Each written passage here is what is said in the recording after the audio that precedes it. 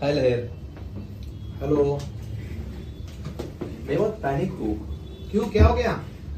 लोग बोल रहे हैं कि जो भी पैसा है बैंक से वो सब कुछ निकाल के कैश में घर पे रख दो। कैश में घर पे रख दो? हाँ। और क्या क्या बोल रहे हैं? स्टॉक मार्केट कार की तरह गिरने वाला है। स्टॉक मार्केट भी गिरने और वाला है। बैंक भी कोलैप्स होने वाला है। ये क्या चल रहा है? मुझे सारे कुछ बैंक समझ भी नहीं आ रहा कोलैप्स है। हो जाएगा, फिर पैसे कहाँ रखेंगे?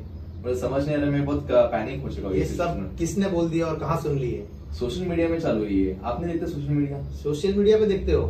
सोशल मीडिया में जो स्पीकर है उसकी कुछ सर्टिफिकेशन वगैरह देखी?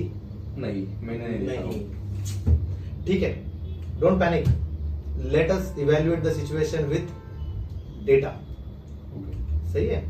चलिए। तो किसी की प्रगति हो रही है या नहीं वो कैसे देखते हैं? उसकी बैलेंस शीट देख के। बैलेंस शीट स्ट्रांग हो रही है या वीक हो रही है? अगर बैलेंस शीट स्ट्रांग हो रही है उसकी मतलब प्रगति हो रही है। ठीक है, कुछ डेटा पे नजर डालते हैं। देखो, डेटा में बता रहा हूं आपको। 2008 में हमारे पास गोल्ड रिजर्व, हमारे पास मतलब भारत सरकार के पास 357 टन के आसपास अप्रोक्सीमेटली गोल्ड रिजर्व था। आज वो गोल्ड रिजर्व 880 टन है, मतलब मोर देन डबल हमारे पास सोना है। 2008 में हमारे पास वो गोल्ड रिजर्व एडेड है, इसके अंदर 310 बिलियन डॉलर के आसपास फॉरेक्स रिजर्व था, जो आज हमारे पास 690 डॉलर है, बिलियन डॉलर्स है। मतलब हमारी पोजीशन स्ट्रांग हुई है, खराब हुई है? ऑब्वियस स्ट्रांग हुई है। तो प्रीलिमिनरी रिसर्च पे आपको लगता है कि ये सब चीजों पे बिलीव करना चाहिए या ये अफवाह हो सकती है? बट क्या बोल सकते हैं मार्केट का? बहुत कंफ्यूज है, किधर से रिसर्च करे वही नहीं समझ आ रहा है। मार्केट का नेचर है उतार और चढ़ाव, उतार और चढ़ाव। मार्केट तो गिरेगा, गिर के फिर बढ़ेगा। बोलते हैं ना, आपदा में अवसर। तो अब सर्च करते हैं और क्या क्या डेटा देखते हैं। आपको देखो, करंट अकाउंट डेफिसिट, सब करंट अकाउंट डेफिसिट की बात कर रहे हैं कि भाई क्यों? क्योंकि पेट्रोल और डीजल के भाव बढ़ने वाले हैं। क्यों? क्योंकि क्रूड ऑयल का भाव बढ़ गया है।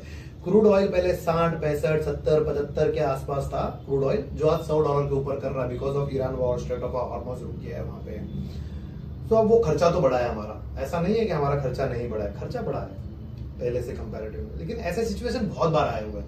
पहली बार ऑयल $100 के ऊपर गया है क्या? नहीं, बहुत बार आया है। 2013 के आसपास भी $135 के आसपास था। तो क्रूड ऑयल तो पहले भी ऊपर गया है, उसके खर्चे की वजह से करंट अकाउंट डेफिसिट भी कम ज्यादा हुआ है। अभी देखो यहाँ पे 1.3 2025 में -1.3 करंट अकाउंट डेफिसिट दिखा रहा है, it is a percentage of GDP. 2026 का मैं फिगर आपको अभी तक बता नहीं पा रहा हूं यहाँ पे, क्योंकि गवर्नमेंट ने कोई रिलीज नहीं किया है। ये जो सारा इंफॉर्मेशन है प्राइमरीली ये सोर्स से लिया गया है, which is RBI, reserve bank of India. Let's say IMF के पास एक डेटा है जो बता रहा है अपने को, तो अपन आईएमएफ के वेबसाइट पे जाते हैं। ये क्या बता रहा है? Current account balance percentage of GDP is -2 in 2026. This is approximate figure that they are showing to us. लेकिन हम कभी 2% के ऊपर गए हैं क्या? 2013 में करंट अकाउंट डेफिसिट वाज -4.8%। इससे खराब परिस्थिति में थे हम लोग। आज उतनी खराब परिस्थिति में नहीं है, हमारे पास रिजर्व्स है ये सिचुएशन को फाइट करने के लिए। तो इस समय संयम रखना पड़ेगा। जैसे हमारे प्रधानमंत्री ने बोला कि भैया सिचुएशन अभी भी कंट्रोल में है, लेकिन अगर ध्यान नहीं देंगे तो शायद सिचुएशन खराब हो सकती है।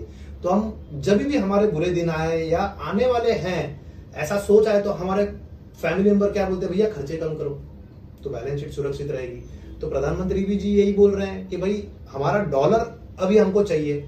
तो अगर आप सोना खरीदोगे तो सोना तो हमारे पास उत्पादन होता नहीं, हमको डॉलर्स में खरीदना पड़ता है, तो ज्यादा डॉलर्स हमारे पास से जाएंगे। तो शायद उसको कंट्रोल करो। आप घूमिए फिरिए मजा कीजिए, लेकिन बाहर विदेश यात्रा मत कीजिए। क्यों नहीं कीजिए? क्योंकि डॉलर में खर्चा करना पड़ता है। तो आज भारत सरकार को डॉलर बचाना है ये परिस्थितियों से लड़ने के लिए। तो उसका मतलब ये नहीं है कि भाई परिस्थितियां गंभीर है, परिस्थिति कंट्रोल में है, लेकिन आगे जाके गंभीर ना बने उसके लिए सावचेती तरीके से हमको कुछ एक्शंस लेने हैं।